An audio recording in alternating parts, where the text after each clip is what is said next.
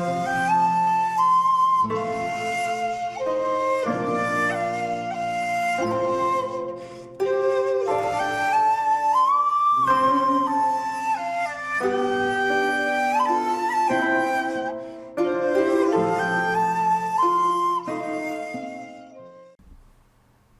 there, this is Solitary Ronan from Solitary Ronan Films, and welcome to another random review. Today's random review comes from 1941, and it's the Peter Lorre starring In the Face Behind the Mask, directed by Robert Florey. This is on imprint Blu-ray, which is multi-region. It's by number 44 for those counting at home. This has again reversible artwork and a nice image of Peter Lorre on the inside. This has got really good special features. This is an audio commentary by Alan K. Roddy from 2020. Facemaker Peter Lorre in the Face Behind the Mask, which is an interview with Alan K. Roddy from 2021. And everybody's favourite Kim Newman on the Face Behind the Mask, also from 2021. This is a film that's only 68 minutes long, but there are countless numbers of modern filmmakers who could watch this film and learn valuable lessons about editing and how your film doesn't need to be 2 3/4 hours long. Anyway, Peter Lorre plays János Százbo, a Hungarian. As Kim Newman says, this is pretty much the only time Peter Lorre actually got to play a character of his own nationality. And he comes to New York, naive, barely knowing English. You could argue this is Peter Lorre's most autobiographical film. And he's a charming, lovable character as we meet him. There's a lovely moment where he thinks he's been robbed and he runs up to a policeman, says he's been gangstered. A nice Irish cop called O'Hara, and then Peter Lorre remembers he actually pinned the money inside of his shirt in case it got stolen. And O'Hara points him to a hotel where he can stay because he's looking for work, and then he intends for his fiancée to come from Hungary and live with him in the States. So far, so wonderful, but unfortunately the hotel catches fire in his first night in New York, in the New World, and he is terribly burned in the face. And he then goes from he can't get work because he's so horribly disfigured, he scares people, he is at the end of his tether and he's standing on a pier thinking about whether he's going to kill himself or not. And he meets a character called Dinky, who is a hand-to-mouth crook who just takes it a day at a time. It's actually quite a moving scene where Peter Lorre says nobody will talk to him and nobody will look at him, and Dinky says, I'm talking to you and I'm looking at you. You know, Dinky does not judge him in any way. This film I did find quite overpoweringly emotional, which you don't generally get from these kind of little horror / crime. It is more of a crime noir than a horror. There's only early kind of Invisible Man vibes just to the bandages, and when he gets the bandages taken off, you know, they cover the mirror in the room so he doesn't see it. You know, a nurse and a doctor come in and they both gasp when they see his face.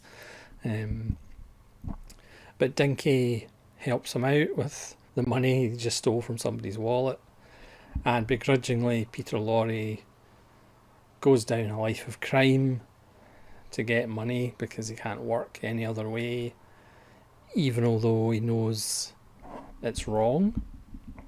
But he's getting power, he has friends, he has money, and one day he bumps into Evelyn Keyes' character, literally, and she's blind, and as usual, which has happened since Frankenstein and other films, obviously the blind woman can't judge how Peter Lorre looks, and Peter Lorre, who when he got disfigured sent a letter back to Hungary telling his fiancée to forget about him because he was, nobody's interested in a man with a face like that.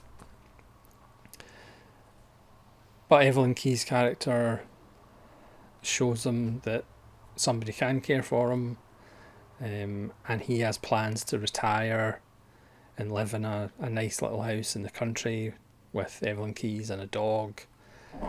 Of course, his gang doesn't think that that's possible. The old boss of the gang has been in prison and he's now out, and he begrudgingly just takes a part in the gang rather than taking over as he wanted to, but now gives him an opportunity to take over the gang. And when he thinks that Janos is working with the police, he wreaks revenge on Janos, who has his life ruined, not for the first time in the film, but twice in the film he has his life ruined. Peter Lorre's character is one of the unluckiest characters in cinema history. Even in these kind of films that, are bleak and go into dark places, usually at the end there's some kind of upbeat note to the film. Not in this case.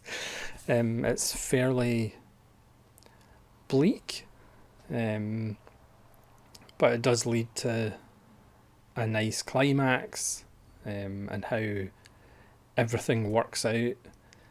Even though it's bleak, it's still kind of emotional because of Peter Lorre's character, because you're immediately on board with him pretty much as soon as he comes on the screen. He's just such a likeable guy, and then obviously he has a terrible accident, and even when he's a criminal, you're still on his side basically, and you want him to get that life that he originally wanted when he came to America. You want him to find happiness with Evelyn Keyes and their dog, and it is actually a bit upsetting when it doesn't happen. Like I said, the film is wonderfully shot. Dinky is a wonderful little side character, played by an actor who specialised in side characters, but he, instead of like the cliche of the prostitute with a heart of gold, this is the pickpocket and small time criminal with a heart of gold. And his scenes are just wonderful with Peter Lorre. It looks really nice on this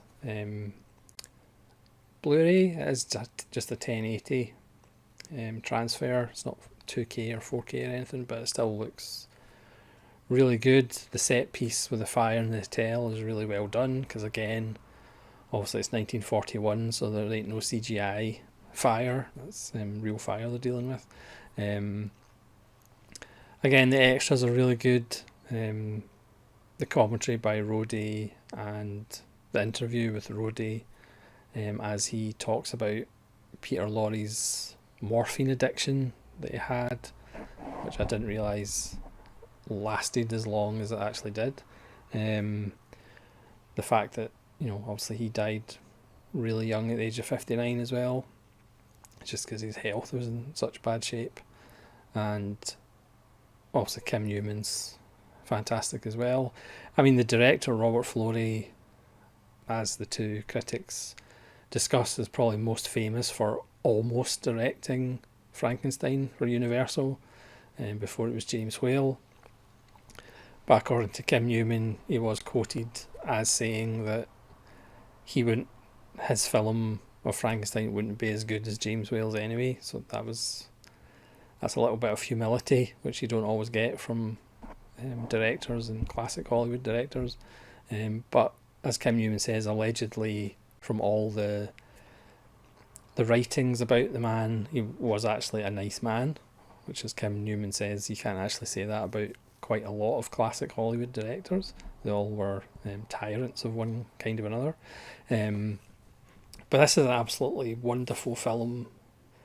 It's a 5-star film for me because it does have a real emotional core to it.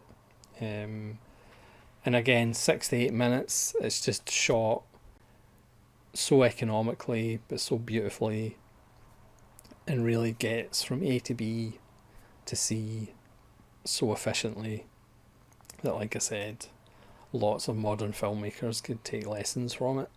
And it's another really wonderful release from Imprint, which obviously I've bought quite a few of recently.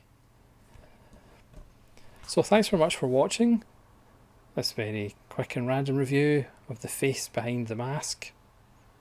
By all means, tell me if you've seen the film and what you think of it.